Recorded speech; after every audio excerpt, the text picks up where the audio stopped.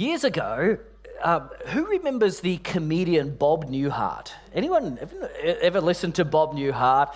He was a master of the comic. He was best known in some respects for some monologues that he would do. Hey, hello, Doug Andrews, how are you? Look at you. We're thinking, oh, Jenny too. Nice to see you. Every now and again that happens. Yes, Liz, they're just over there. So Bob Newhart we're talking about, weren't we? So Bob, he had this little comic routine where he would do this sort of monologue. You know, he would be in a such and such situation, like he came up with some genius scenarios, like what about the security guard in the building on the night that King Kong decides to climb the Empire State Building? And what if that security guard actually only had jurisdiction between the 5th and the 10th floors and actually couldn't get past King Kong's toe? And so he came up with these amazing scenarios. Now, another one that was a particular favourite of mine was the driving instructor. I don't know if you ever heard about the driving instructor, but the monologue went something along the lines of, oh dear, I can't remember the name of the lady that he was teaching to drive. Yes, Bob Newhart was sexist. But he basically said, oh dear, Mrs. Such and Such, it does appear now that we've crashed, doesn't it? Yes, you were blinded. Oh, you were blinded by the flashing lights. Oh, you were blinded by the blue flashing lights in the rearview mirror. I see. And then the monologue goes on to talk about the conversation between the nice police officer who apparently blinded the driver with his blue flashing lights. My experience way back, leaving Bob Newhart there, my experience way back in the police force was that, yes, those blue flashing lights did have an impact. And I guess depending on your circumstances was whether they were, something to delight in or something to be a little bit scared of. But whenever we would be driving in a marked police car, when we had those blue flashing lights, I tell you, it really brought out the best in people. I had never seen such well-behaved traffic as when we were there in a marked police car. It would often make me think, by and large, most people are angels when we're right here in the middle of the road in a marked police car. It's just when they didn't realise we were there that things changed.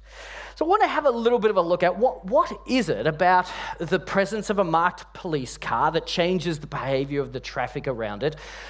What is the dynamic there? How does that work? And we're going to have a little bit of a look at this, particularly as it pertains to the rule of God. Now, 2 weeks ago, we started to look at this whole issue of the rule of God because we're in the book of Joshua, and we're at that stage where Joshua and the Israelites are about to literally conquer the city of Jericho. Now, the Sunday school version of it is lots of fun, marching around 7 times, walls fall down, and in we go, and Rahab gets saved. The biblical version of it, though, is a little bit more bloody and gory. There are some troubling elements to it, including the fact that God instructs the Israelites to take the lives of everyone. It is to be consecrated, the city, the whole city, and every living thing in it is to be consecrated to Him. And that means that it's not just the fighting men of the city that die, but it is actually the women and the children as well. It's a very difficult passage for us as Christians to get our heads around. We have to ask the question, how is this different to the Crusades? How is this different to so many of the wars that are currently being played out around the world? And what does this mean in terms of a God of love and genocide? How do we understand this? What is God saying to us? And we began a couple of weeks ago by talking about the rule of God. And my basic aim was to take you back to Genesis and to help you to understand just how wonderful is the rule of God. To see the rule of God in a whole new light, and to fall in love once more with the rule of God. To understand that the rule of God, wherever God rules, the rule of God means life. He brings life and order. I guess the biblical term for this would be blessing. Wherever God rules, there is blessing. Then, as we're in Genesis chapters 1, 2, and 3, we inevitably turn to chapter 3 and we realize that the reverse is also true. Where God rules, there is blessing. Where God does not rule, there is curse. Cursed was the land. Cursed was all of the beautiful things that formerly were under the order and the rule of God. And so we discovered in Genesis that there were two rules. There was the rule of God and there was the rule of Satan. There was the blessing of God and there was the curse of Satan. There is the world as it was originally intended to be, and there is the world that is fallen. And I guess we're coming together with these two rules. Now, of course, I was to pick up part 2 of this. By the way, just heads up, it's grown from a 2-part series to a 4-part series, but you probably saw that coming. And we'll be finished by December. So, but here we are looking at this. Now, I was supposed to do part 2 last week, and well, I just lost my voice, actually. So on Saturday, I was thinking what to do, and I thought, wow, that's what I love about a team-based ministry. I rang Sam, and I started out a little bit sheepishly, like, how's your day going, Sam, and so forth, and to be quite honest, he seemed a little bit distracted, and I just thought, I'm just, kind of approaching this casually, shooting the breeze and so forth. I wonder why he's a bit distracted. And as the conversation went on, it became apparent that he'd just sat down to look at a passage that he'd woken up with that morning. So by the time I said, I wonder whether you could fill in for me tomorrow, he already knew the answer. And he was, of course, looking at Romans chapter 12, and particularly verses 1 to 3. As soon as he said that, I thought, do you know what? I think God could be in this, because I could immediately see how this was complementing beautifully just where we're at, talking about the rule of God in Joshua. Of course, Romans 12, and I haven't listened to Sam's sermon, but I know the essence of the passage, and Sam would have been talking about that aspect of the two rules of God. There is the rule of God, but not the rule of God, but the two rules, the rule of God and the rule of this world. And he would have been talking about, of course, not conforming to the pattern of this world. Of course, that is a particular rule, isn't it? It's not the rule of God. It is the pattern of this world. And as Christians, we're not to conform to that. And we would have to, and I do know a little bit about this from Sam, that there are various influences in terms of not conforming to the pattern of this world, influences that we need to be aware of. Some of them, and I'm not sure that Sam mentioned these, some of them are very subtle. And sometimes I actually wonder whether it is not the obvious influences of the world that we have to be careful of, but the ones that aren't so obvious. In the realm of politics, is it actually our favorite party and our favorite politician that we need to be a little bit more cautious about? In the realm of academia, is it actually our favorite author or our favorite thinker? Amongst our peers, is it actually one of our best friends? The one that we always see eye to eye with? In our family, is it that brother or sister or mum or dad that we are closest to? Now, why would I say this? Because Jesus very clearly warned that when my kingdom comes, it's going to divide a household. It's going to divide peer friendships. It's going to divide everything that you love and is precious to you. Two men will be working together in the field, not because Not because probably they hate each other, but probably they actually get along really well together and they love working together. They're co-workers. One will be gone and the other will remain. A couple will be lying in bed. One will be gone, the other will remain. Two women will be grinding wheat. One will go and the other will remain. The kingdom of God divides the closest friendships we have. And perhaps when you're thinking about the influences of your life, what is it that might actually cause you to conform to the pattern of this world? It's the danger of the things and the people that you are closest to that you need to be cautious of. Interesting thought, huh? Troubling, unsettling thought. Of course, we can't remove ourselves entirely from this world. Paul said that to the Corinthians. He actually said, don't get too close or too tight with a certain group of people. But do you know who that group of people was? It was actually false teachers in the church. He then goes on to say, of course, I don't mean the ungodly, for then you'd have to be extracted from the world, wouldn't you? So even Paul amongst the Corinthians is talking about the fact, we're in the world, we're amongst these influences, but be on your guard, be careful here. Be careful about what influences you. So we have to think about that. When each of our kids sort of reached adolescence, there's a little bit of a tip I had from James Dobson. The idea was to have that talk with them, the one that no parent wants to have. What car are you going to buy, son? To have that, no, it wasn't that. It was the adolescent talk. Anyway, to have that talk with them when they're about aged, depending guy, girl, but pre-puberty, before it sort of gets embarrassing. And so around age 11 with the boys, I would take them away, and usually it was a theme park, and I'd take each of them away. We'd do the theme park, and somehow I would tie in water slides or roller coasters with the facts of life. And actually, it was easier than you might think. Anyway, but do it before puberty. And I would also just talk to them, and I'd play them a bit of a favorite song of mine. It was from the singer Keith Green, Song to Josiah. Keith Green wrote a song to his son Josiah, and he talks in that song about, "Oh son, I wish I could protect you from the ways of this world." This is not the lyrics, because you'll notice these don't rhyme, but this is my summary. "I wish I could protect you from the ways of this world. This world is going to hold out so much promise, but it lied to me and it's lying to you as well. Oh, my son, I so want to protect you." But there was a father long, long ago who allowed his son, Jesus, to die. And therein is your hope.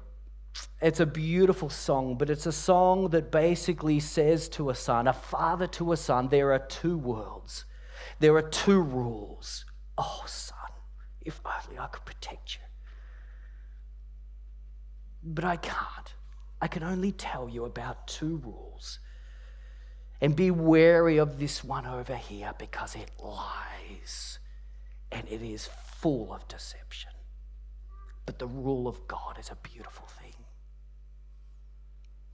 And that's what we need to understand. And when I want you to fall in love with the rule of God, I want you to fall in love with a rule which, when you come under it, you are experiencing here on earth a taste of heaven, the way things should be.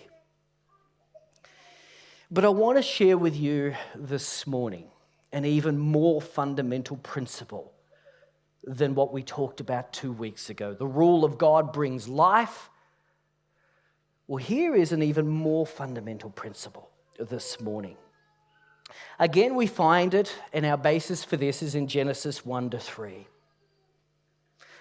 On the one hand, we have this garden. It is beautiful. It's full of life and color and vibrancy.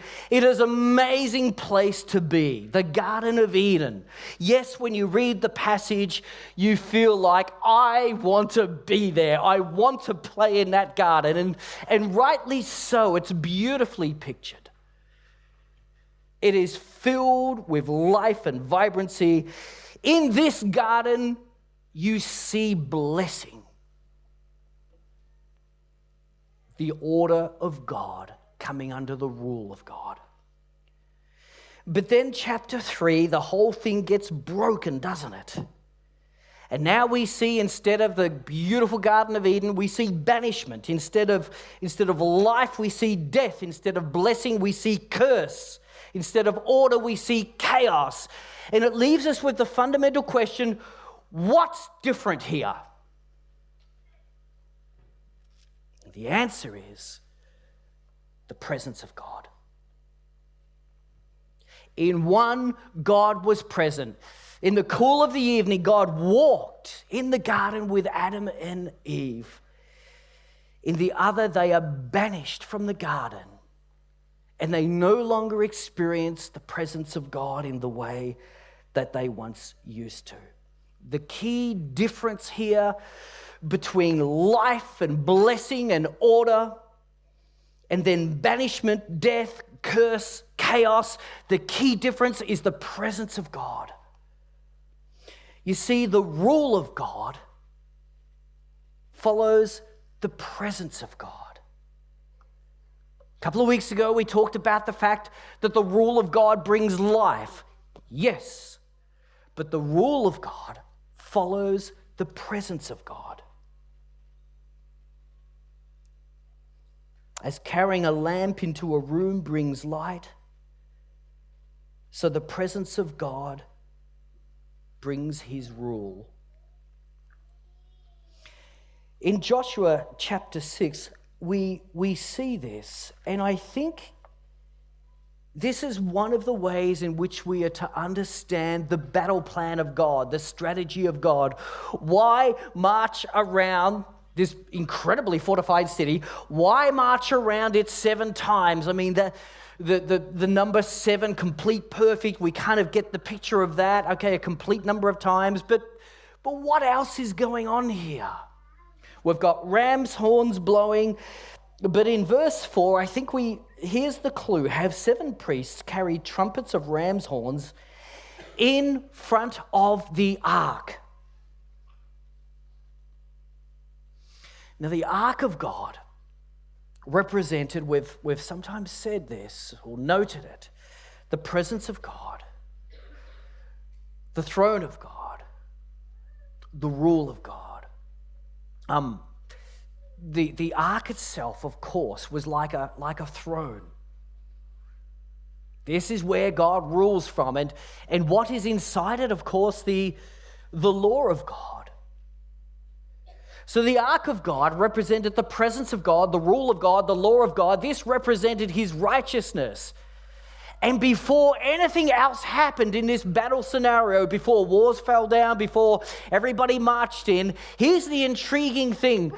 That which was most precious to Israel, which really represented the presence of God, which, remember, stood right in the middle of the Jordan River so that everybody could pass through on dry land.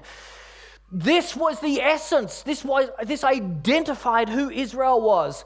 And there they are to march that around the city. This wasn't just the people marching around the city. This was that which symbolized the presence and the rule of God, marching around the city again and again and again, some 7 times. Again, in verse 8, we see this clearly. When Joshua had spoken to the people, the 7 priests carrying the 7 trumpets before the Lord, they went forward blowing their trumpets and so forth. In other words, the Ark of the Covenant represented the presence of God. They were doing this before the Lord, in the presence of God himself. What had entered the promised land was the presence of God and the nation with it. What was going around the city of Jericho was the presence of God and the nation of Israel with it. God's presence preceded his rule. Wherever God is present, there his rule is also. They're inseparable. You cannot have the presence of God without the rule of God. And I hope by the time we finish this morning, you're not just astounded by that fact, but you were encouraged, as Sam prayed before, edified, built up by this fact. It's an amazing principle, and it's one which should bring you great joy, delight, and encouragement. But the presence of God and the rule of God are inseparable. Years ago, referred before, if you're new here, I once served with the Victoria Police. Everybody else here kind of knows that. They get a daily, weekly dose of that. But it was only for a few years, but I guess it, as somebody said to me one day, I guess that must have really had a bit of an impact on you because you keep bringing it up, Stewart. I guess it did. Fun times. But I remember one time, not a suburb, far from here, actually, about one particular night we were called to what we used to refer to as a hot burg. Now, that has nothing to do with dinner time. A hot burg was simply a burglary of a premises that was hot. It was probably going on right now. And usually you would describe it that way because of the information that came your way. I just saw somebody crawl through a window or something like that. So you'd have just a little bit more information than normal that told you it's quite possible somebody's still there. So we approached this instead of, lights and sirens, we approached this quietly so that we didn't scare the person off because we actually wanted to catch them. So we cruised to a stop just a few houses down from where we knew it was. But the burglar had chosen this premises really well. The street lights were off. It was pitch black. And as we're getting out of the car and quietly closing our doors, we were very sneaky, weren't we? As we're quietly closing our doors, I said to my partner, who was junior to me, I said, "Okay, you got your torch?" And he said, "Oh, no." I said, "What?" He said, "I forgot it."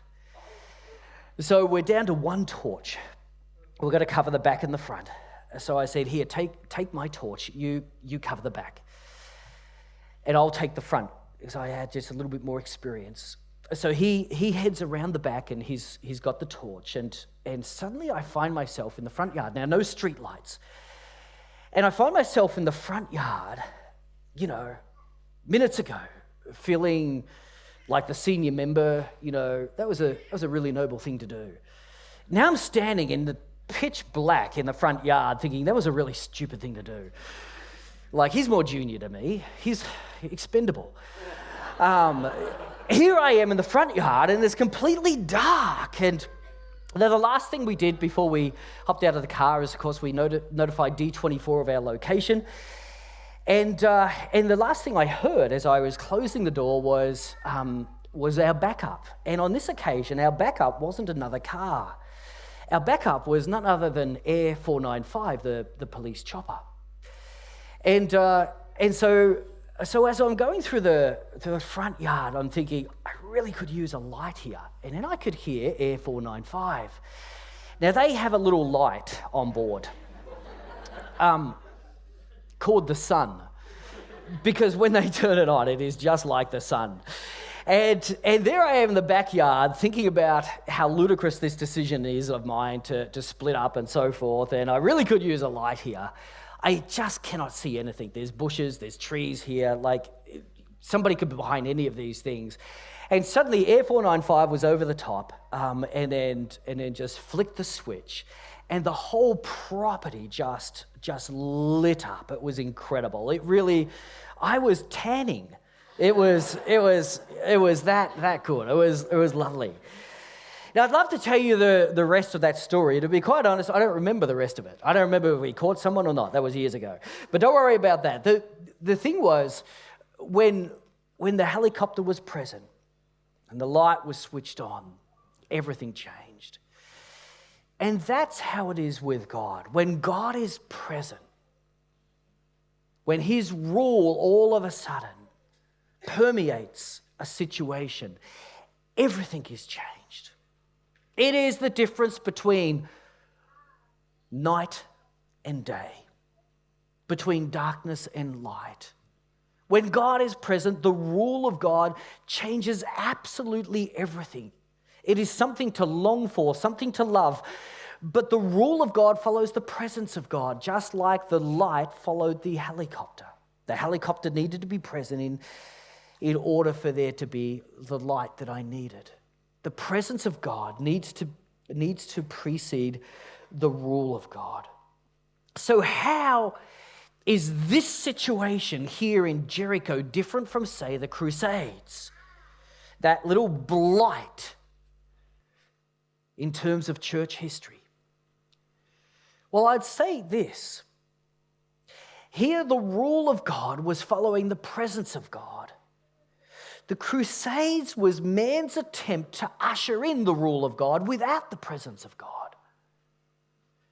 The thinking back in the day, because church and state had got too enmeshed, was that we can bring in the rule of God and then we will establish the presence of God. Wrong. It was never going to work. It was failed from the beginning. The rule of God must follow the presence of God. That's God's way. And whenever we, as mankind, try to bypass that, things get really, really ugly. The rule of God follows the presence of God. Going back to the way the Lord was leading Sam to talk from Romans 12 last week. So we are not to be conformed by the pattern of this world, but instead we're to be renewed in our thinking, renewed in our minds. We are to have a renewed mind, which of course leaves us guessing, and Sam would have covered that. Well,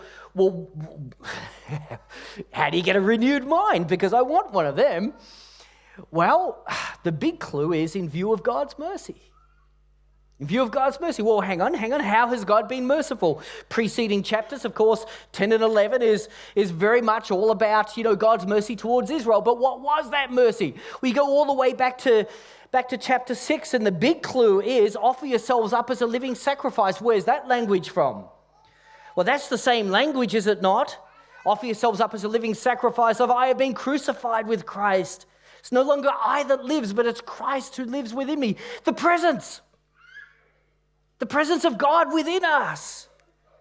We're now to renew our minds. Think about yourself differently. Don't think about yourself like, here I am, a sinner, enslaved to a sinner's ways. No. Remember, renewed mind. Offer yourselves up as a living sacrifice. I'm dead. I've been crucified with Christ. It's no longer I that lives, but Christ who lives within me. I'm a new creation. The old is gone, the new has come. This is the renewed thinking that we need to apply to our minds. And those of us who are reading through Watchman Nee on our Wednesday night class, we're so being blessed by the normal Christian life and this renewed thinking of understanding that this is Jesus in us now, the presence of God within us, transforming us. Romans 6:4 is where Paul kind of covers this, talking about the fact we've been, just as Christ was buried, we've been buried. We're dead. Don't speak of that person anymore. But just as Christ has been raised now to life, so you have been raised to a whole new life. And Jesus within you is the evidence of that. This is the renewed mind with which we now think. Because we are renewed in our thinking and we understand ourselves totally differently now, we are not to be conformed to the pattern of this world. Doesn't that make sense? That's the mercy of God. Awesome stuff, huh? That's God's mercy. I'll change you. I'll give you a new heart. I'll make you a new creation. I'll make you totally new from the inside out. My presence in you, establishing the rule of God in your life. Oh, perhaps some of the most beautiful words a Christian can pray is, your kingdom come. Now, of course, we look around the world, don't we? And you think, your kingdom come. Oh, look at this situation here. Please, God, would your kingdom come? And we need your rule in that situation. And look over here. Lord, look at this situation. Please, your kingdom come. We need your rule in this situation. Look over here. Lord, please, your kingdom come. Bring your rule to this situation. Oh, look here, God. Your kingdom come. Bring your rule into my life. Be king of this life. Bring your rule. Let your rule follow your presence. Your presence is here. Now bring your rule. Let your kingdom come. Your will be done on earth as it is in heaven. This is Jesus within us, the wonder, the mystery of the ages. Colossians 1:27, Christ in you, the hope of glory. What possible hope do you have of reflecting the glory of God? Christ in you, there's your hope. See, the presence of God, God abiding in you and you abiding in him, brings about the fruit of God, the rule of God in your life. But the rule of God, the fruit of God, always follows the presence and the abiding. It's a beautiful thing. And Israel and Joshua were bringing the presence of God into the promised land. The rule of God would follow. They're inseparable. It would be. It would be. Years ago, and I've told this story before, but it was a very, very powerful time in my life, I think, where a penny dropped. I just got something that I'd never got before. We were in our first ministry. 70-hour weeks were the norm, and I'd pull the occasional 90-hour week as well as a youth pastor, personally, individually ushering in the kingdom of God, And I was burning out. Somebody gave us a holiday. It was an offer on an island, Curtis Island. They ran a lighthouse, and we had a book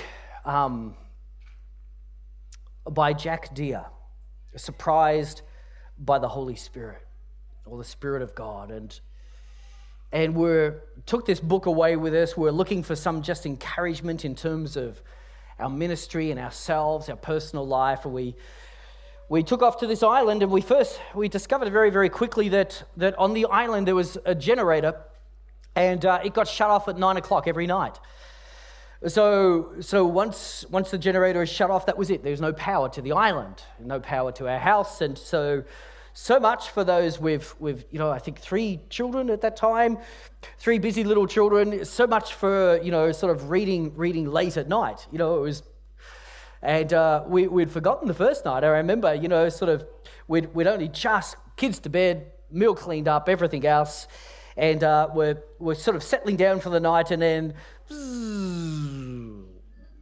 that was it. It's pitch black. It's kind of we're going to get used to this. Now, Bron, being the faster reader, she would read. She was always a chapter ahead of me. And I guess we were 4 or 5 days into our little holiday, and she said, "Oh, you're going to love tonight's chapter."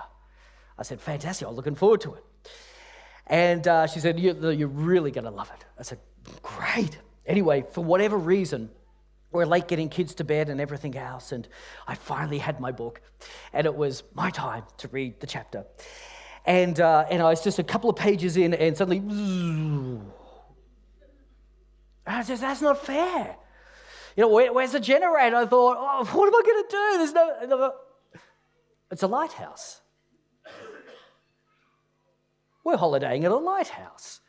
So I went outside, and I found that if I sat under the lighthouse just at the base, I actually had about 30 seconds of light. And so I remember sitting there reading the entire chapter a little bit like this, just going around. It took a little bit longer than normal. And then there was some thinking time.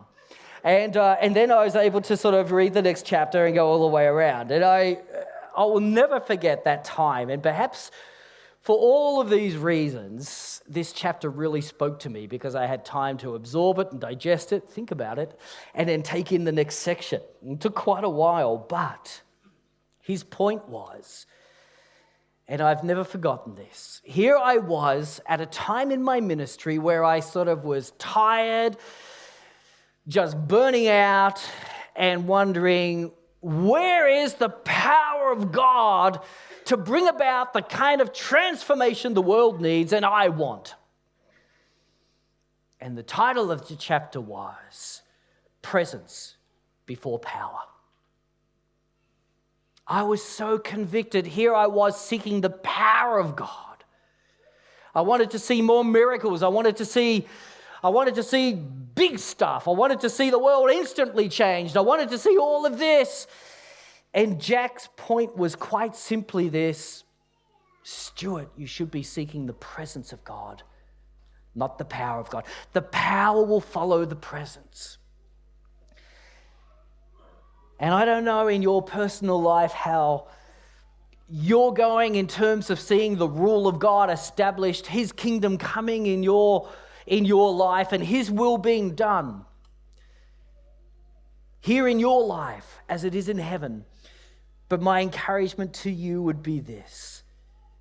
Yes, you want to see the power and the rule of God in your life and perhaps in the lives of others as well, but it starts by seeking his presence. The presence comes before the rule. The rule of God will follow the presence. Presence comes before power. Indeed, presence establishes the rule of God.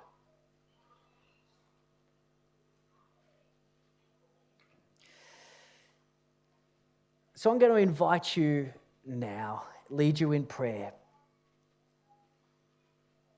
to come once more in seeking the rule of God, to go one better, a more fundamental principle, and to come once more to that place where even more than that, you are desiring the presence of God being established in your life. Because the rule will follow his presence. So Jesus, as we come to this moment,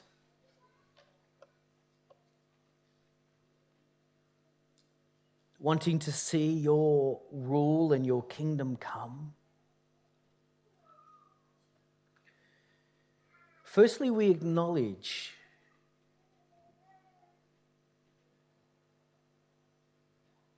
your omnipresence. You are present everywhere, and you are present here now.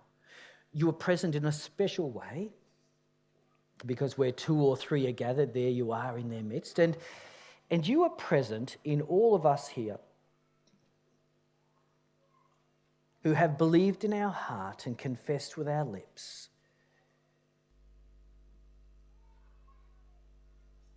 that you are Lord, that you are who you say you are.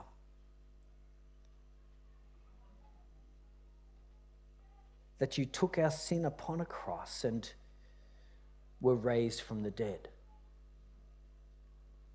You are present within us.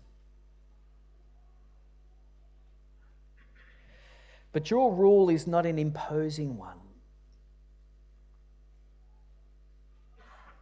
And it is possible for you to be present and yet for us not fully acknowledge your presence,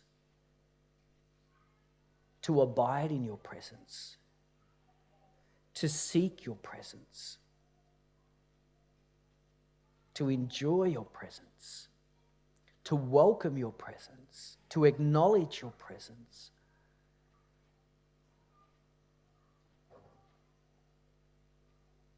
And sometimes when it comes down to the desires of our heart, to no longer even yearn for your presence. This happens.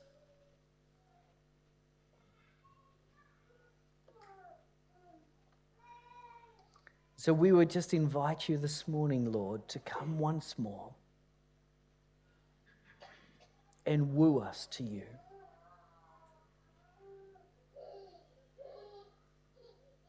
Draw us to you, Lord Jesus. Help us to fall in love with you once more.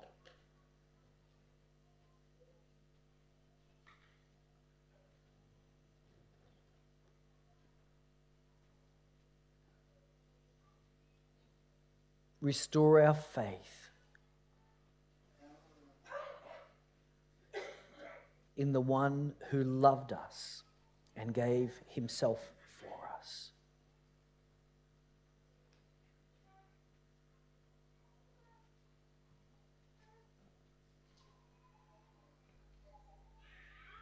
Come, Lord Jesus, come.